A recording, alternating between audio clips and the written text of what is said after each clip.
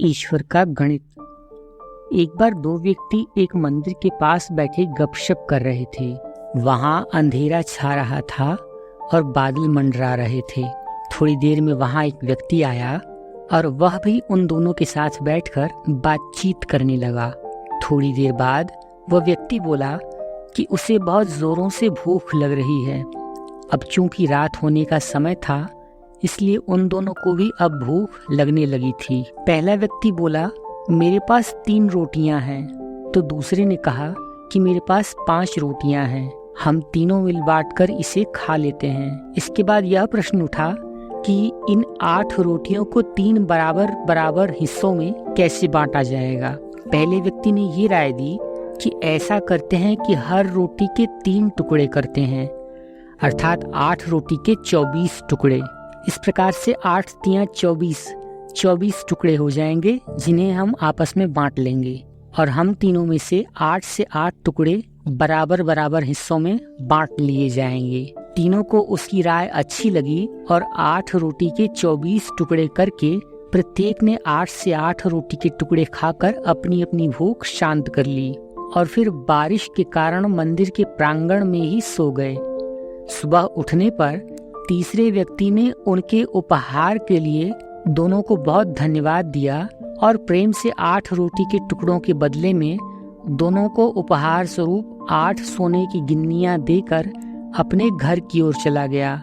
उनके जाने के बाद दूसरे व्यक्ति ने पहले व्यक्ति से बराबर बांटना प्रारंभ किया, परंतु विवाद होने के चलते वे दोनों समाधान के लिए मंदिर के पुजारी जी के पास चले गए और उन्हें अपनी समस्या बताई। इस समस्या के समाधान के लिए पुजारी जी भी असमंजस में पड़ गए कि वे कैसे एक दूसरों से ज्यादा लेने के लिए लड़ रहे हैं। पुजारी जी ने कहा कि तुम लोग ये 8 गिन्नियां मेरे पास छोड़ जाओ और मुझे सोचने के लिए समय दो, मैं कल सवेरे जवाब दे पाऊंगा। पुजारी जी को मन ही मन में वैसे तो दूसरे आदमी की बात ठीक लग रही थी, पर फिर भी वह गहराई से सोचते सोचते गहरी नींद में सो गए। पुजारी जी के सोने के बाद उनके सपने में भगवान प्रकट हुए तो पुजारी जी ने नींद में ही उनसे सारी बातें कह सुनाई और न्यायिक मार्गदर्शन के लिए उनसे विनती की और उनसे ये बताया कि मेरे ख्याल से 3 से 5 का बंटवारा ही उचित जान पड़ता है। भगवान मुस्कुराकर बोले, नहीं, पहले व्यक्ति को 1 गिन्नी मिलनी चाहिए और दूसरे व्यक्ति को 7 गिन्नी मिलनी चाहिए। भगवान की बात सुनकर वह पुजारी भी अचंभित हो गया और अचरज से पूछने लगा कि प्रभु ऐसा कैसे। भगवान एक बार फिर मुस्कुराए और बोले, इसमें कोई शंका नहीं है कि पहले व्यक्ति ने अपनी 3 रोटी के 9 टुकड़े किए, परंतु उन 9 में से उसने सिर्फ 1 ही बांटा और बाकी के 8 टुकड़े स्वयं खाए हैं, अर्थात उसका त्याग सिर्फ 1 रोटी के टुकड़े के बराबर था, इसलिए वह सिर्फ 1 ही गिन्नी का हकदार है। वही दूसरे व्यक्ति ने अपनी 5 रोटी के 15 टुकड़े किए, जिसमें से 8 टुकड़े उसने स्वयं खाए हैं और 7 टुकड़े उसने बांट दिए हैं, इसलिए न्याय के अनुसार दूसरे व्यक्ति को 7 गिन्नियां मिलनी चाहिए। यही मेरा गणित है और यही मेरा न्याय है। ईश्वर की न्याय का सटीक विश्लेषण सुनकर पुजारी नतमस्तक हो गए।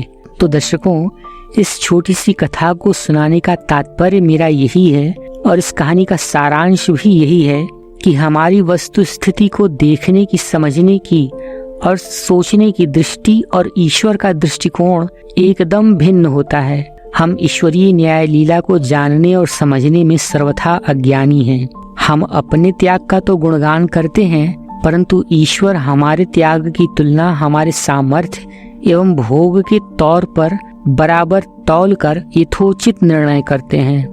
ये महत्वपूर्ण नहीं है कि हम कितने धन संपन्न हैं, महत्वपूर्ण ये है कि हमारे सेवा भाव के काम में त्याग कितना है, निस्वार्थता कितनी है। ईश्वर अपने भक्त से कहते हैं कि तू वो करता है जो तू चाहता है, पर होता वो है जो मैं चाहता हूँ। तू वो कर जो मैं चाहता हूँ, फिर होगा वो जो तू चाहता है। दर्शकों, अपना सुधार संसार की सबसे बड़ी सेवा है और अगर आप किसी के लिए दिल से कुछ भी, कभी भी निस्वार्थता और दिल से कर रहे हैं तो एक न एक दिन आपको उसका फल जरूर मिलेगा। दर्शकों, आप इस वक्त दुनिया के किसी भी हिस्से में इस वीडियो को देख रहे हो तो मैं आपसे ये कहना चाहता हूँ कि आपका दिन और आपका वक्त शुभ और मंगलमय हो। और अगर आपको यह वीडियो पसंद आई है तो आप वहीं से इस वीडियो को एक लाइक कीजिएगा, और अगर आप मेरे चैनल पर नए हैं तो इसे सब्सक्राइब करिएगा और कमेंट में अपने उस स्थान का नाम लिखिएगा जहां से आप मेरी इस वीडियो को देख रहे हैं, और हो सके तो उस वक्त को भी मेंशन कीजिएगा कि कब आपने कहां से मेरी इस वीडियो को वॉच किया है। आपका बहुत बहुत धन्यवाद।